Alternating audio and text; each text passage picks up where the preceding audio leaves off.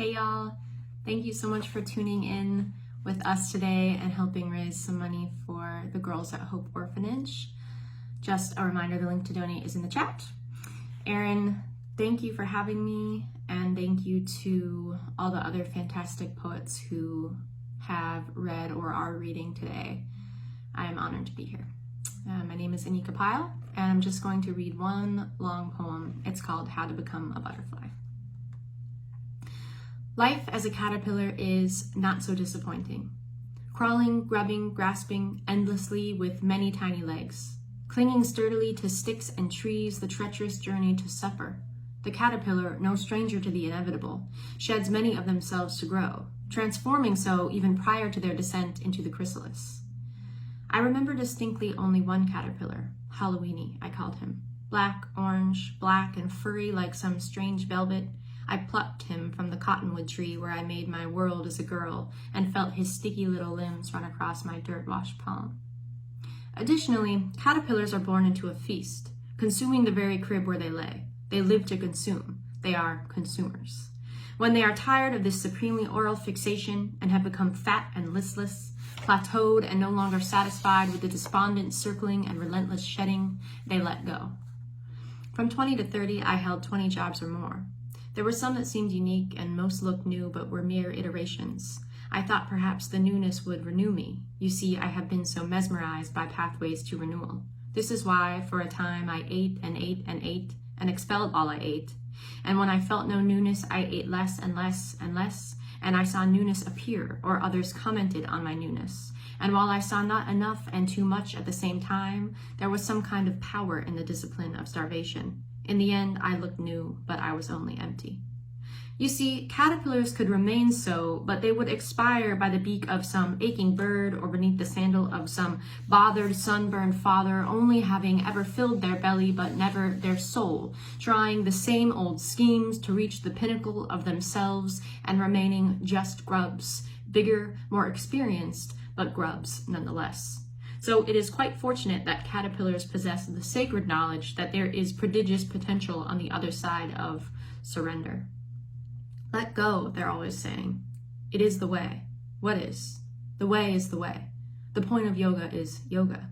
Life is suffering, but also limitless beauty. The only way out is through. Through what? Letting go. As in letting yourself go? As in letting go of the past? The ego, the ability to control others, your comfort, your sanity, your monthly subscriptions, the influence you have in any ticking of the clock or blowing of the poplar seed in the wind. Once the caterpillar has reached the rock bottom, they swaddle themselves in some fabulous fabric and cry out for a miracle to bring them peace and transformation.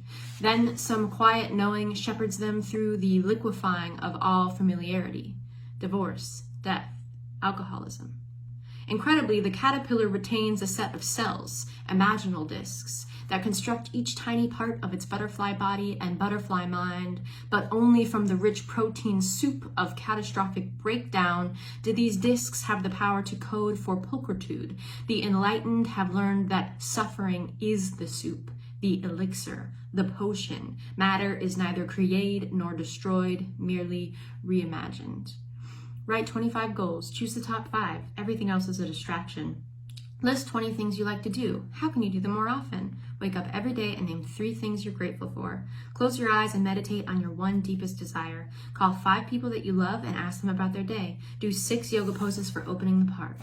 I had a secret once, a wrenching secret, and when I let it go, I entered the chrysalis, or so I thought, but really I was just shedding skin. I knew this because I found I kept the same secret later on. I kept eating and eating the tiny joys because they say you must still feel joy when you are seeking to resolve your anguish, but I do not want to be full, I want to be free. And so I know I must become my own soup, walk into some opaque and spectral cavern, hopeful that my creative, imaginative soul is such that I emerge as one that communes with the flowers in sunlight instead of gripping hysterically and desperately to the soil beneath me. Metamorphoses vary in length. Some butterflies become butterflies more rapidly than others. Some never spring from the chrysalis. Those that do experience a dazzling rebirth. a glorious newness not without its own inherent tribulations, but what splendor to know suffering so intimately and give it gracefully back to the wind. Thank you so much. Again, the link to donate's in the chat. My name's Anika Pyle. I'm honored to be here, and I hope you enjoy the rest of the day.